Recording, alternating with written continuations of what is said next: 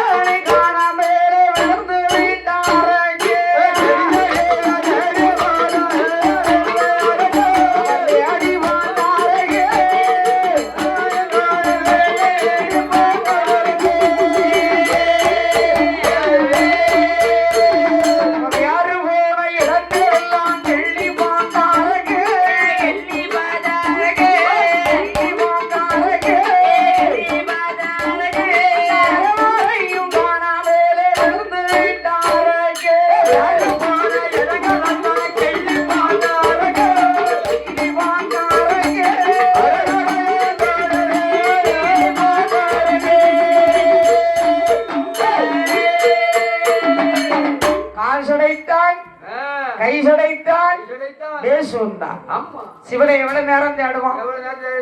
கொப்பு கொப்பு கிளைகளையா தேடி பார்த்தான். யார் போன இடம் விரல வச்சு கிளஞ்சி பார்த்துட்டான். சிவனை காணல. கால் சடைத்து கை சடைத்து அரக்க நினைக்கான். என்ன நினைக்கான்? சிவனை காணல. ஆனா எப்படியாவது இந்த பகவான் படி அளக்கவாது இந்த பாதையை தானே வருவாரு.